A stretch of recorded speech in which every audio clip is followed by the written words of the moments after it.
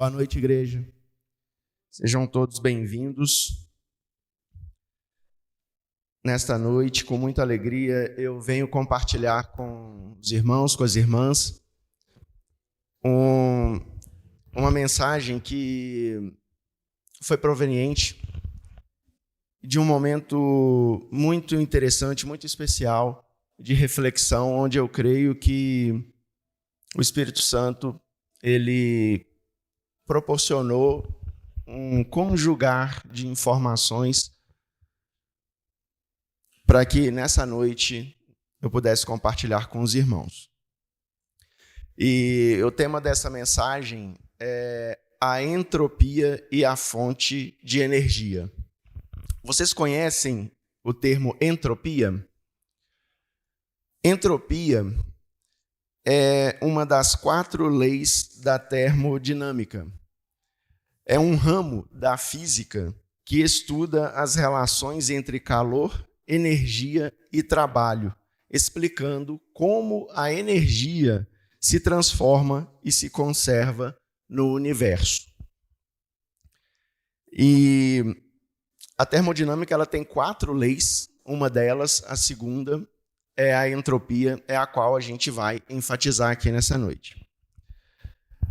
A entropia é um daqueles conceitos que parecem pertencer apenas à física, mas que, quando compreendido profundamente, muda a forma como enxergamos praticamente tudo mesmo em nossa vida, desde nosso envelhecimento, a organização de nossa casa, a economia, a aprendizagem que nos expomos ao longo da nossa vida, até mesmo os nossos relacionamentos, das mais diversas formas, seja na sociedade, seja com uma amizade, seja conjugal, seja paterno e materno, e por aí vai.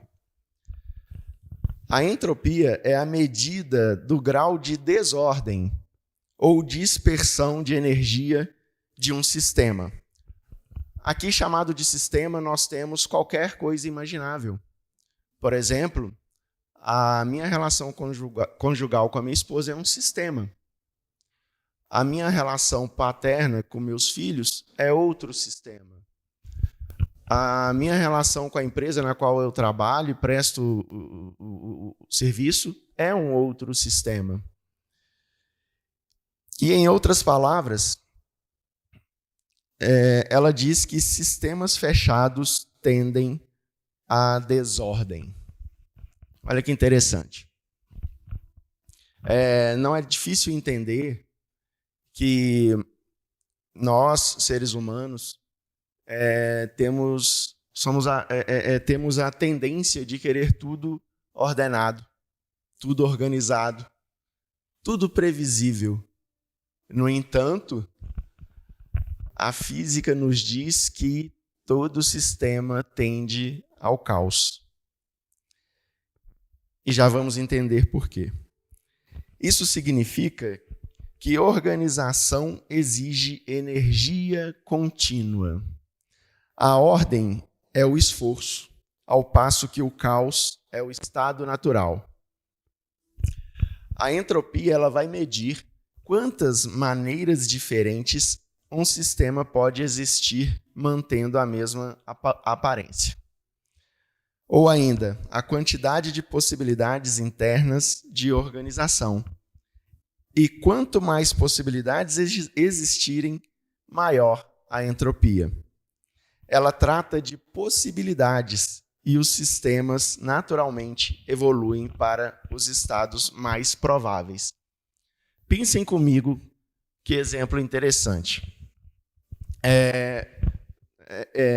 Quem não conhece certamente já ouviu falar, baralho, um conjunto de cartas de baralho. Quando a gente compra ele ali na loja, ele vem organizadinho. E a partir do momento que nós embaralhamos as cartas, elas saem fora de ordem. E dali para frente, é possível ordená-las. Vai exigir um trabalho, uma energia. A gente vai avaliar carta por carta, colocando uma sobre a outra na sequência numérica, na sequência de valores ali que cada simbologia representa. Aí eu pergunto para vocês, é mais fácil ter tudo ordenado ou é mais fácil ter esse conjunto de cartas desordenadas? Desordenadas, certamente, pelo volume de possibilidades de desordem. Vamos dizer que a ordem perfeita, na sequência numérica ali, de valores das cartas, só existe uma. Qualquer outra carta que sair fora de ordem, há o caos, há a desordem. E assim, praticamente tudo. Vejamos um outro exemplo. No nosso lar, na nossa casa. A gente organiza a casa e tudo fica perfeito, cheirosinho, bonitinho, limpinho. Mas passa um mês e com o nosso trânsito, o trânsito dos nossos ali dentro do lar, ao final deste mês, sem esforço contínuo, a casa ficará bagunçada. Mas por quê? Pela mesma lógica das cartas que eu comentei agora há pouco. Porque existem muito mais maneiras de uma casa estar bagunçada do que estar organizada. A organização representa um estado extremamente específico. É o que a gente entende por organização. E a bagunça representa milhões de estados possíveis. A natureza, ela sempre vai escorregar para os estados mais prováveis e não o que a gente quer ou entende que é o correto. Em um sistema isolado, a entropia nunca diminui. Ela apenas aumenta ou permanece constante em casos ideais. Se a desordem é a maior probabilidade de acontecer, então ela só vai aumentar. Para que tudo esteja do jeito que eu deixei, da forma que eu espero, não tem outra forma senão aplicando muito esforço. E aí a gente pode tecer aqui diversos exemplos. Né? O envelhecimento já é matéria difundida dos estudos sobre a longevidade, que o entendimento de que a musculatura é fundamental para que a gente alcance uma terceira idade mais confortável. Os músculos da panturrilha são chamados de segundo coração, pela capacidade de bombear o sangue de volta para cima.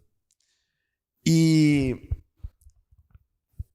será que nós vamos chegar lá e ter uma boa saúde muscular sem fazer algo hoje? Pouco provável. A própria saúde, né? Estamos transitando de um lado para o outro. Eventualmente, a gente pega um resfriado, contrai uma bactéria. A gente vai precisar de um esforço adicional para se livrar dela. O corpo, por si só, cuida disso, mas dependendo da pancada, a gente vai precisar de uma ajuda medicamentosa. A economia, regida aí pela eterna lei da oferta e da demanda. Se há muita oferta, o preço cai. Se há pouca oferta, muita procura, o preço sobe. As taxas de juros são todos mecanismos que são trabalhados, são colocados para manter em equilíbrio a economia. O processo de aprendizagem. Pouco adianta eu estudar esse tema, compartilhar aqui com vocês hoje e não replicá-lo no meu dia a dia. Daqui pouco tempo eu vou esquecer. Eu posso fazer um curso técnico, eu posso fazer uma graduação. Se eu não praticar, se eu não der nutrição àquele aprendizado, rapidamente eu vou estar obsoleto naquele conhecimento. Os relacionamentos, né? Eu gosto de brincar, sempre que eu tenho oportunidade de falar aqui com vocês, eu gosto de fazer uma piada, né? Com a minha esposa. Sinal que eu amo ela demais. Então eu vou dizer aqui agora que se eu não nutrir o relacionamento com ela, vai ruir. E aí esse nutrir, né? Vou dar o meu exemplo aqui, mas cada um se encaixa, né, no pensamento aí da respectiva forma. Eu sei que ela gosta de dar um passeio. Então, se eu não levar ela uma vez no ano, né, amor, para dar um passeio, ela vai ficar chateada. E aí, diversas situações, né, de um relacionamento conjugal, que se a gente não fizer, não adianta esperar que vai chegar saudável lá na frente, por mais que, por vezes, a gente espera de verdade. Uma amizade, né? A amizade, ela depende do tempo de investimento naquela amizade. Se eu chamar de amigo, e a gente faz isso, né? Interessante. Uma pessoa que eu não a vejo há 2, 3 anos, daqui a pouco, ainda que minha mente projeta assim, chama de amigo, mas a fala não vai sair, porque assim, já perdeu o sentido. Então tem que ter nutrição, tem que ter relacionamento, tem que ter caminhada junto para chamar de amigo. E assim a gente pode concluir que a ordem não é o estado natural das coisas. Ela precisa ser continuamente construída e mantida, porque senão a lei da entropia vai fazer tudo ruir. E por que não dizer da entropia espiritual? Se transportarmos o conceito de entropia para a vida espiritual, podemos dizer que existe uma tendência humana e natural ao afastamento de Deus. Se a gente não fizer por onde aproximarmos de Deus, e aí, das mais diversas formas, através de um culto, através de uma conversa em pequenos grupos, a dois, sobre as coisas de Cristo, as coisas de Deus, os ajuntamentos, as obras, o estudo da palavra, a oração, são diversas formas, diversos mecanismos que nós temos para nutrir o nosso relacionamento com Deus. E se não for feito, esse afastamento ele vai acontecer de diversas formas. Vou citar alguns aqui. O endurecimento do coração, aquele momento em que a gente já não se sensibiliza pelo que a gente vê, pelo que a gente ouve. O esquecimento da palavra, muito paralelo ao que eu falei aqui do aprendizado, né? A palavra de Deus também é um processo de aprendizado na nossa vida. E se a gente se afastar desse aprendizado, dessa leitura, dessa busca, dessa escuta ativa, a gente esquece. O amor que esfria, as preocupações que sufocam a fé. Tem dia que a turbulência é tamanha que, se a gente não tomar cuidado, a última coisa que a gente lembra no dia é da palavra do Senhor, justamente o que nos desperta para combater as dificuldades. E a negligência, né? Tem hora que a gente escolhe ignorar, a gente escolhe deixar de lado. Percebam que em nenhum desses casos a pessoa ela vai decidir conscientemente abandonar a Deus de um dia para o outro. Ela simplesmente deixa de alimentar a vida espiritual.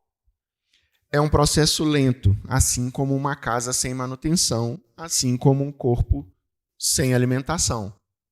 Quando assustar, aquele sistema da relação nossa com Deus, ele também pode ruir. E como toda estrutura física, ela exige energia para permanecer organizada, a vida espiritual também exige uma resposta contínua do ser humano à graça de Deus para amadurecer e permanecer firme. Percebam que não basta a gente ouvir uma vez. De repente, a gente ouve uma vez e é sensibilizado, mas tem o processo de amadurecimento, de santificação, a permanência firme para que isso seja alcançado. E essa analogia ela vai encontrar respaldo nos ensinamentos de Jesus. Vejamos. Jesus Cristo como fonte permanente de energia espiritual. Na física, um sistema fechado caminha para maior entropia.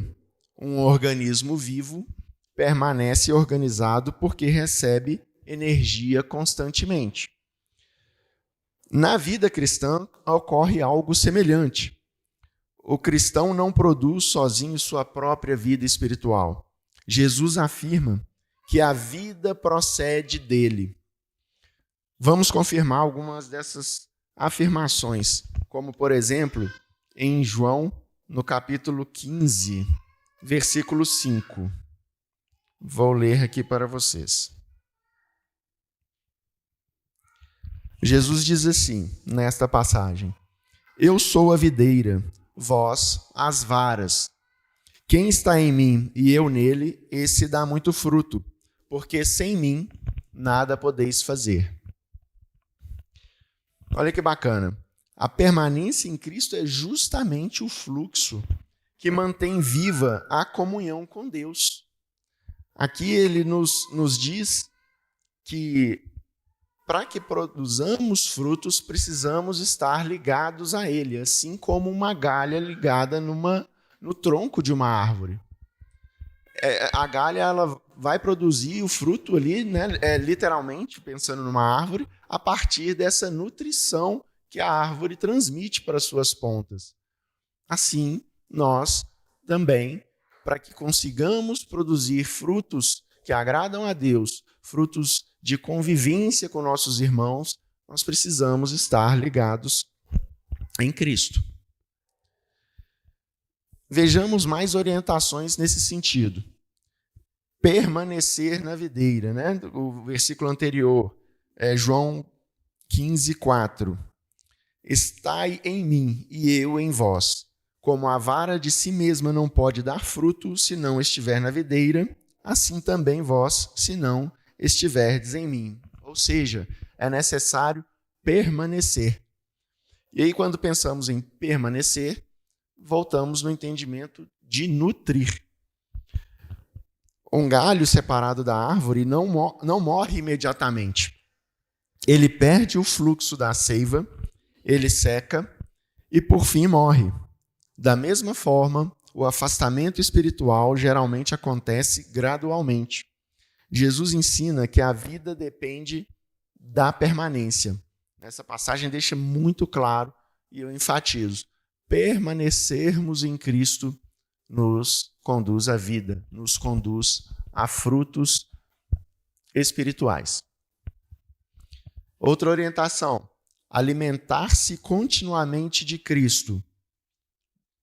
Tem uma proximidade, né, com estar conectado a Cristo, mas vamos ver o que diz João 6,35.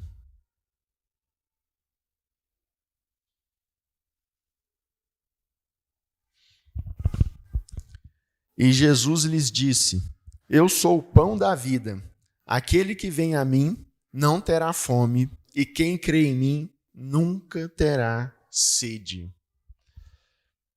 É muito legal pensar sobre isso, porque a gente gosta do pãozinho de sal ali da padaria do lado, a gente precisa mesmo do H2O, e sem esse alimento físico, né, a gente perece. Mas compreendermos Cristo como esse mesmo pão, essa mesma água que nutre o nosso corpo, como nutrição espiritual, é fantástico. É o alimento perfeito para que a gente consiga alcançar tudo o que a gente busca espiritualmente. Então, fisicamente, o corpo precisa de alimento todos os dias. Ninguém se alimenta apenas uma vez para toda a vida. Espiritualmente ocorre a mesma coisa. A comunhão com Cristo não é um evento único, mas é um relacionamento contínuo. Assim como o nosso corpo tem a necessidade de suprir a sua energia, o nosso espírito tem também a necessidade deste alimento que provém única e exclusivamente de Cristo. Outra orientação: vigiar constantemente. Agora vamos dar um pulinho lá em Mateus, no capítulo 26. E no versículo 41.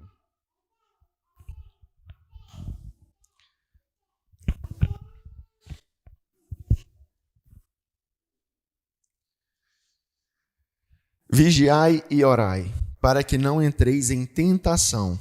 Na verdade, o espírito está pronto, mas a carne é fraca. Observem o verbo vigiai. Não é vigie uma vez.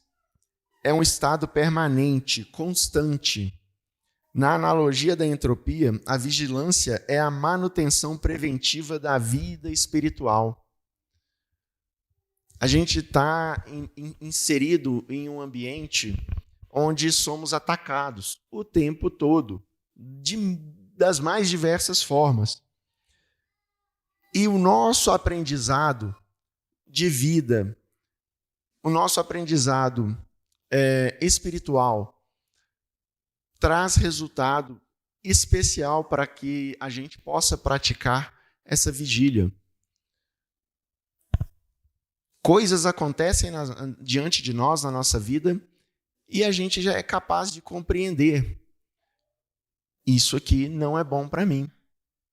Identificar para poder escolher pelo sim, pelo não, é resultado de estar o tempo todo vigilante. O tempo todo com a palavra em mente, criticando o que acontece em nossas vidas. Outra orientação: ouvir e praticar. Ainda em Mateus, um pouquinho antes, no capítulo 7, nós vamos lá no versículo 24.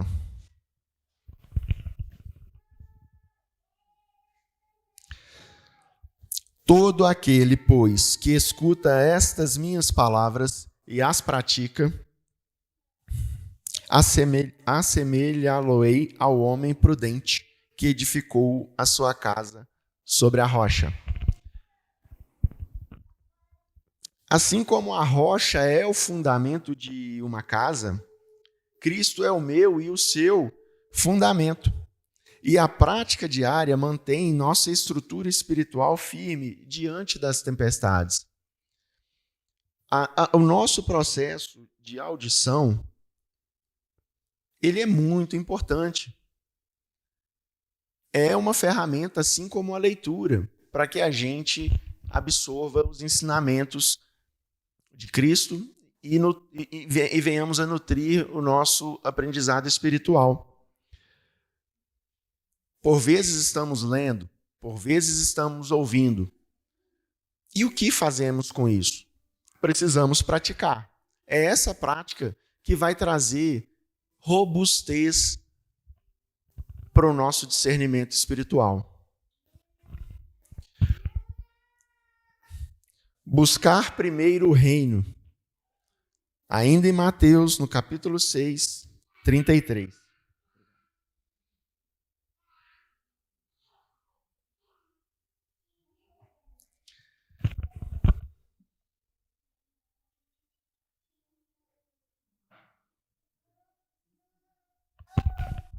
Mas buscai primeiro o reino de Deus e a sua justiça, e todas essas coisas vos serão acrescentadas.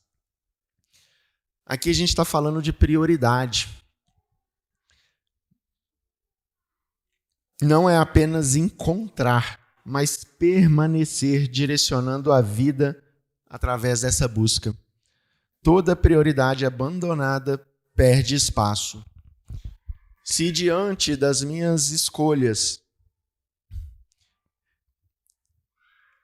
ainda que em pensamento eu não buscar o reino de Deus primeiro, e aí essa busca primária pelo reino de Deus, eu acredito muito que é uma crítica da palavra, que já ficou guardada no nosso coração.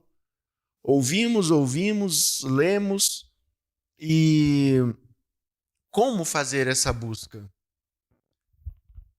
Pegar a circunstância, pegar a palavra, aproximar, e a resposta virá.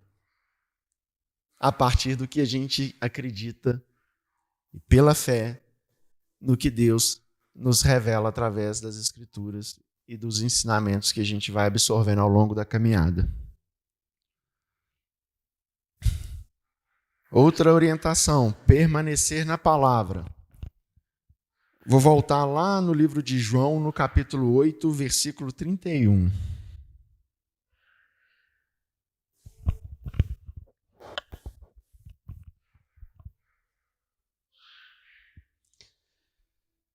Jesus dizia, pois, aos judeus que criam nele: se vós permanecerdes na minha palavra, verdadeiramente sereis meus discípulos. A palavra, ela funciona como reorganização contínua da mente. Ela vai corrigir pensamentos, ela vai corrigir desejos, decisões e prioridades. Aqui a gente pode lançar a mão do termo metacognição. Metacognição significa pensar sobre os pensamentos. Eu mesmo pensando sobre os meus pensamentos.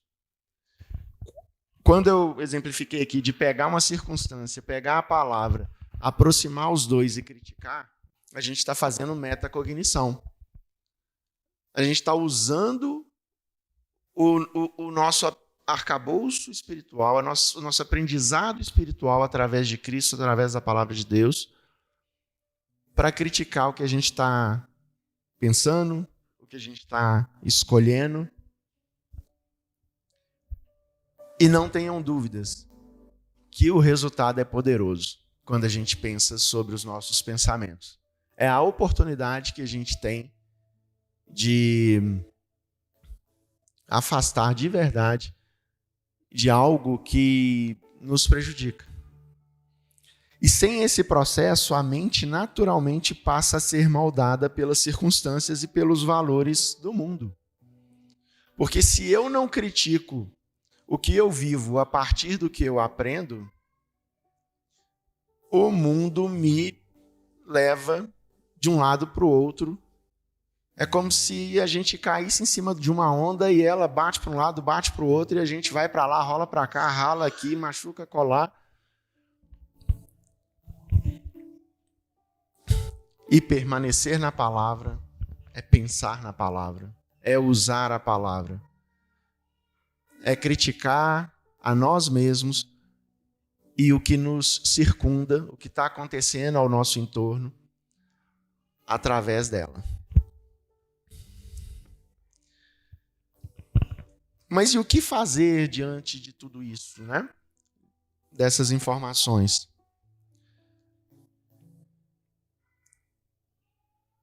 Eu apresentei aqui para vocês que, segundo uma lei física real, universal, tudo, inclusive nós, tendemos ao caos.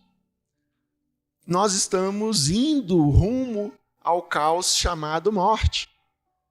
É inevitável. Mas antes do caos acontecer, a gente pode nutrir para que haja possibilidades, para que haja resistência, para que haja alcance. E isso em todos os aspectos da nossa vida. Aqui nessa reta final, já quase concluindo, eu enfatizo os aspectos espirituais, segundo o que o próprio Jesus Cristo deixou de ensinamento para nós. Mas não deixem de perceber que a entropia é uma realidade em todos os aspectos da nossa vida. E que conhecer esse conceito nos dá uma oportunidade de olhar para tudo de uma forma diferente. Se quando meu filho crescer, ele vai cuidar de mim quando eu estiver velho, idoso, vai depender de como eu criei ele, de quanto e como eu investi nele enquanto criança, enquanto adolescente, enquanto adulto. E é só mais outro exemplo para mostrar que não adianta esperar bons resultados se não investirmos no que a gente valoriza, no que a gente quer de bem para nós e para os nossos. E como lidar com tudo isso? Eu trago a oração como reorganização interior, como ferramenta de reorganização interior. A oração é uma ferramenta para reorganizar quem ora. Enquanto a entropia tende a dispersar a atenção, as prioridades, os desejos, a emoção, a oração volta a orientar tudo para Deus. Nesse sentido, a oração funciona como uma prática contínua de alinhamento espiritual. Percebam a oração, no momento de oração, que a gente me permitam convidá-los a não observar a oração apenas como pedidos, mas como uma forma um tanto quanto estruturada de proferirmos a palavra de Deus. Se de repente a gente não tem uma oportunidade como essa, não estamos num momento como esse, que eu, por exemplo, posso estar falando da palavra de Deus com vocês, ou ainda mais, se não tem uma pessoa, um par do lado para bater um papo sobre a palavra de Deus, é através da oração que a gente vai fazer isso, que a gente vai conjugar a circunstância com a palavra de Deus, comunicando com o próprio Deus. E aí a gente tem uma nutrição sistemática, contínua com Deus, promovendo o nosso alinhamento espiritual, o nosso fortalecimento espiritual.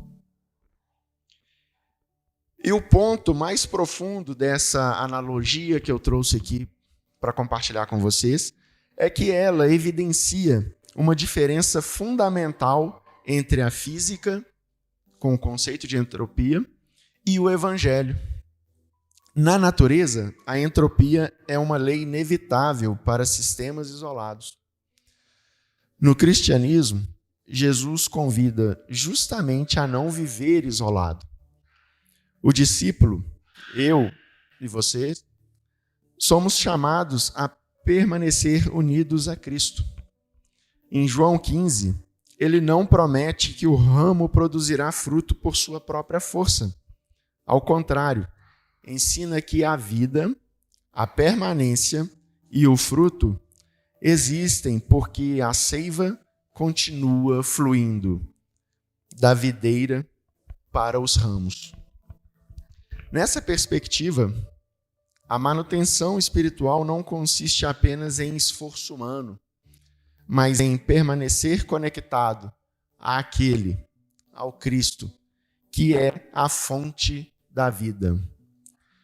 Tudo que se desconecta da fonte da vida tende a definhar em um processo entrópico.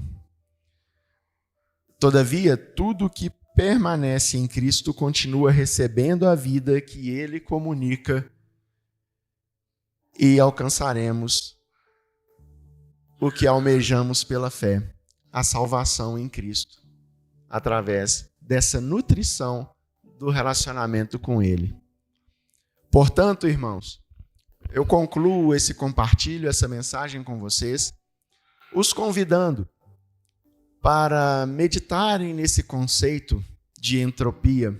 Eu tenho certeza, pela fé, que é uma oportunidade de organizar, de verdade, diversos pontos da nossa vida e, de forma muito especial, a nossa vida espiritual. Como? Falei alguns aqui, mas cada um, na sua possibilidade, do seu jeitinho, apenas não deixem de nutrir a espiritualidade de cada um de vocês em Cristo. Porque é esforço, é dedicação. Não adianta pensar o contrário. Precisaremos lutar, precisaremos guerrear, se assim for necessário, para nutrir o que Jesus nos entrega através do desejo do Pai, que é a vida eterna. Deus abençoe a cada um de vocês. Fiquem em paz, ou melhor, vão em paz. Que Deus os acompanhe até o lar de vocês. Tenham uma noite abençoada. Em nome de Jesus. Amém.